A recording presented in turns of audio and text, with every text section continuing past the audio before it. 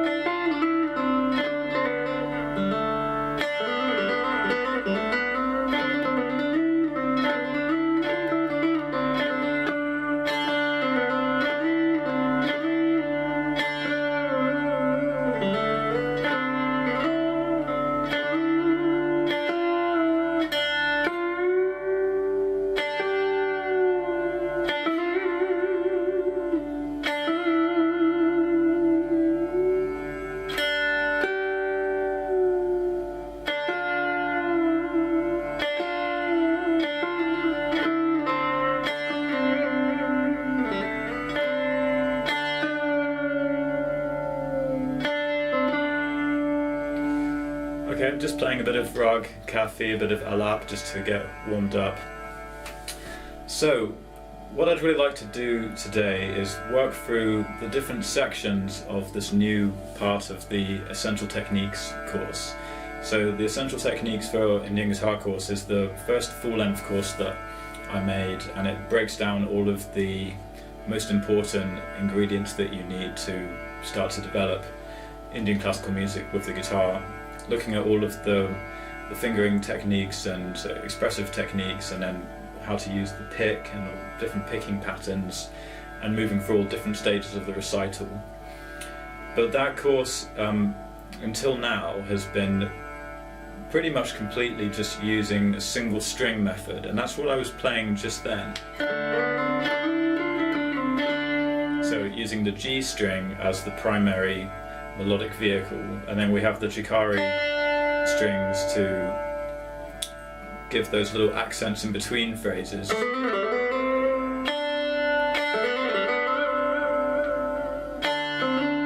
And the open D string as well is giving us that sort of drone. So this has been the best way, in my estimation, the best way to approach it in the same way that a sitar player would, having the primary one string for all of the melodic material, and then you've got other strings for drones and for accents or rhythmic support. And this really gets you into the best frame of mind for phrasing more like an Indian musician, where the phrases are more linked together rather than kind of breaking the notes, having things basically more staccato. When you do string changes, you kind of have to break the note in a sense, whereas when you're on one string, even if you're picking each note, there's still a join between each note.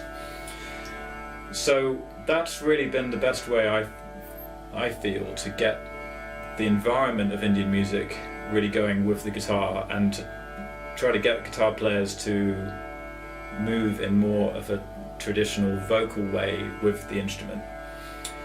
But there's all kinds of things we can do using the other strings. And as guitar players, we should understand the neck in as many ways as possible.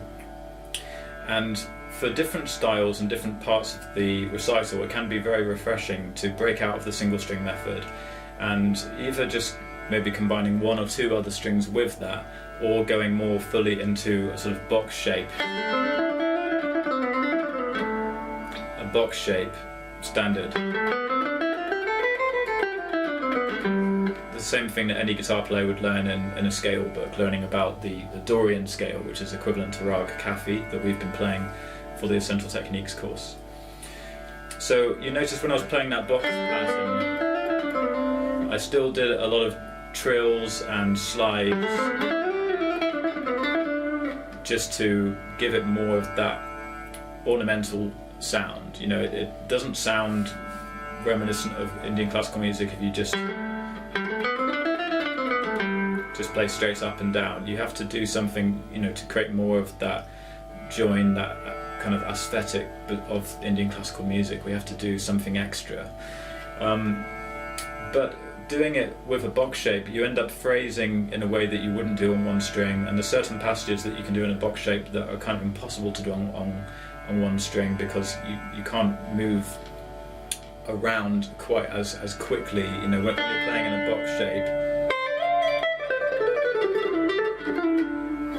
that kind of thing, I could never play that on one string. I wouldn't be able to get around that string. I mean, it might be technically possible to do it, but it would come out sounding very different, and I don't think I could actually get around all of those different notes in that kind of quick succession, all on that one string. Different things on one string I could never do in a box pattern. So you guys, if you looked at my courses, you would have seen, or any of my recitals, you would have seen this kind of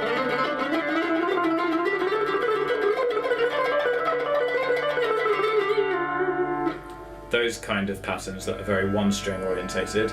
I wouldn't be able to do that kind of thing in a box pattern, or at least you could do just the bare. You could do those sequences in a box pattern, but they come out very differently because I'm jumping to a different string rather than just following it as a natural progression along that one string. It has more of a linear effect, and it's more joined. And also, the thing that I like about it the most is that we are using the open D string often as a catalyst to that single line, especially on the faster things.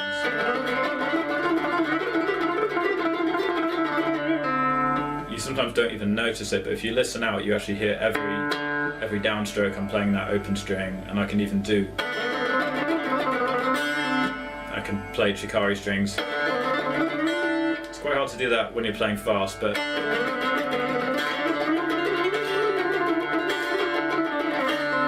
with a bit of extra effort. I need to practice that one actually. I haven't tried that before.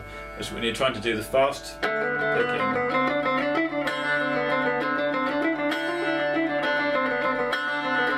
Trying to do that kind of thing but at high speed, that's quite fun, because it's like you're just setting off a little firework alongside the line that you're playing with that kind of controlled strum.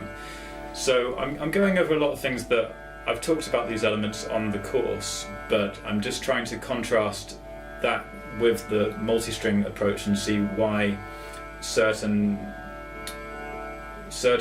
methods give you one musical direction and then others help you to go in a different one. But to get more of a contrast and just variation within a whole recital, it's nice to try to use some of these different elements and even switch quite purely into one approach for a while and then switch back into something else, so you've always got a fresh approach going on. So you guys know about the one string approach. Now the next logical step from there is using a combination of two strings together. So this new part of the course on the Essential Techniques, the very last page that's on there, the first thing it does is looks at two string patterns. So all of the things that we've played on that G string, if we can do that on the D string,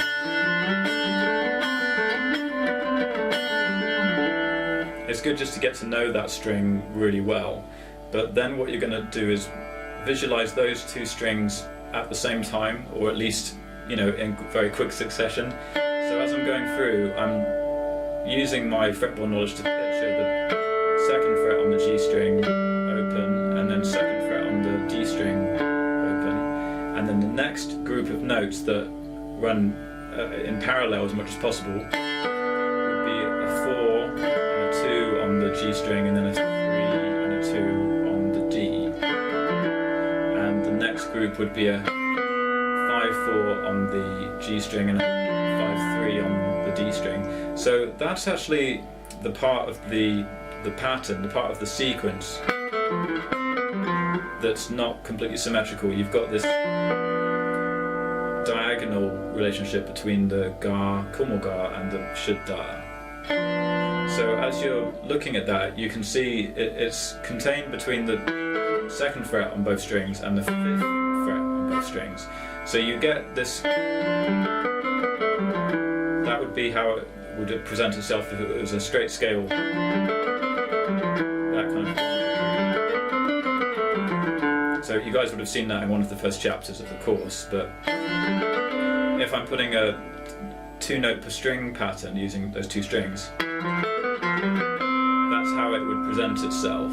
So you watch out, that's the tricky one, okay? From then on, they're actually parallel, so then you get 5, 7, 5, 7, 7, 9, 7, 9, and then 9, 10, 9, 10, 10, 12, and 12, 14, and then you get that uneven one again around that first dot. So if this is the dot on the 3rd fret, that has the same notes as the dot on the 15th fret, because the next starts again at fret 12.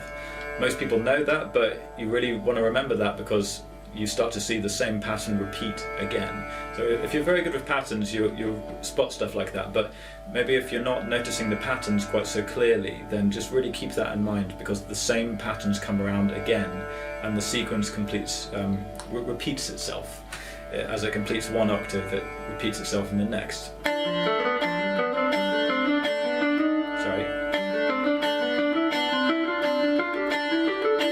There's the uneven part. So you get 2 uneven ones next to each other, and then you get the Panesar, which is the same thing we had back down there. And you could play the next ones as well. I usually just follow the progression of the 2 strings until it's comfortable, and then I'll come back.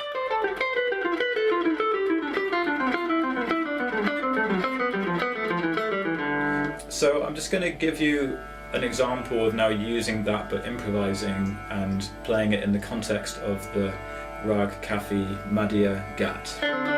This is the one that we played in the course, so hopefully you guys will recognise this one.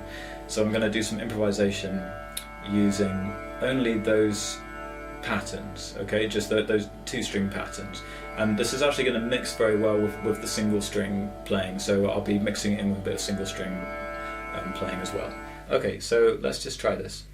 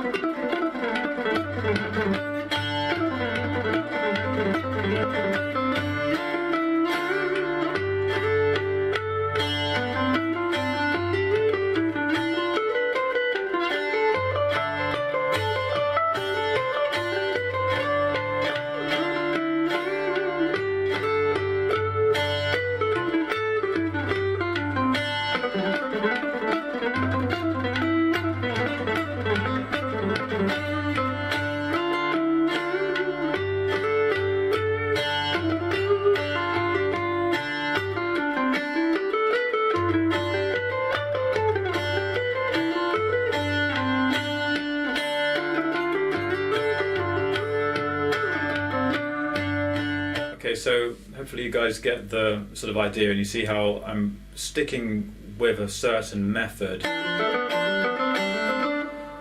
to see what I can do with that, because sometimes the problem with long form improvisation is that if you're not choosing a particular path, if you're just doing a bit of everything all the time, then it doesn't really have a sense of moving through different phases or different points of focus.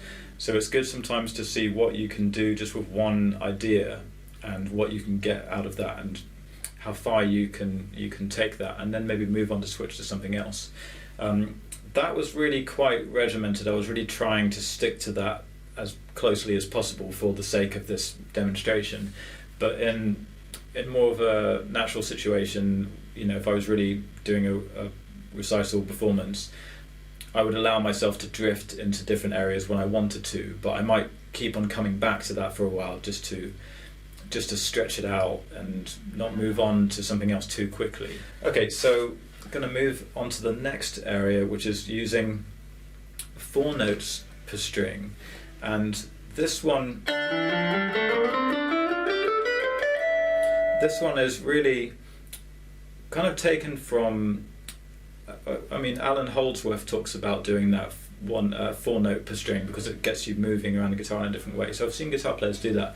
But it was actually listening to a lot of violin recitals, a lot of violin concertos, where they do a lot of these extended scale passages that are just kind of straight up the scale, but moving in that kind of diagonal way.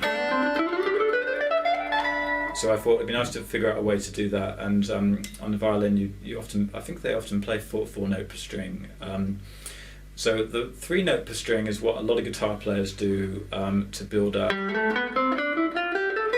speed.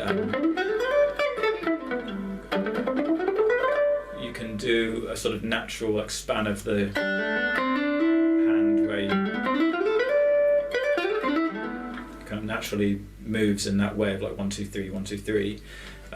But if you do it with like a slide, so hit slide and then use the other fingers, like 1, 2, 3, 4.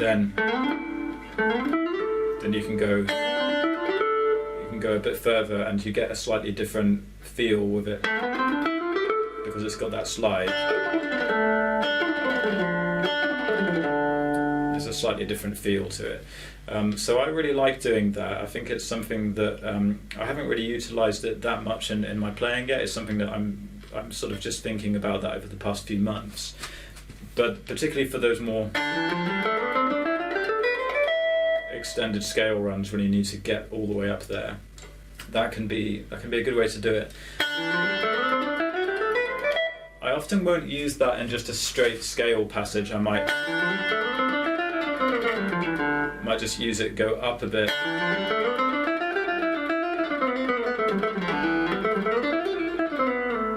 Okay, see, I'm not the best at playing scales. I'm more relaxed when I'm just kind of improvising. That's why I love making the courses for you guys, because it will actually make me sit down and practice a scale and do things very methodically. Because if I just sit down and play the guitar generally, I'll always improvise and try sort of different things. If you want to start one of these courses, you can buy them individually or you can subscribe monthly to access all of them. For subscribers, there'll be new content every month, including live streams where we can answer your personal questions and go into more detail about applying this material. So far we've covered Raag Yaman, Raag Bageshri, Jog, Hamsadwani, Kafi and Raag Narkons, and there's much more to come.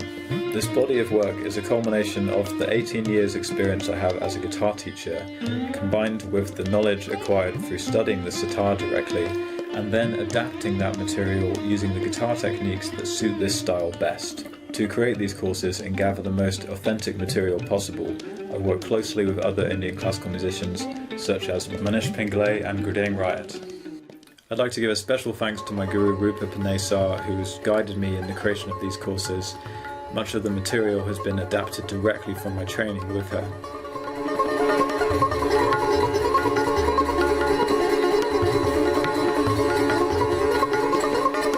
Also Shakir Khan, my guru, who's been inspiring me immensely and continues to shape how I approach the instrument and this incredible world of Indian classical music.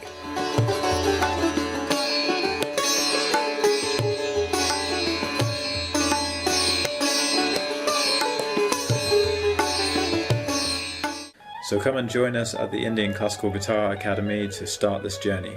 The first 50 subscribers will get a reduced price every month for the whole duration of their membership. So come and be one of the first guitar players to realise what it means to be an Indian classical musician.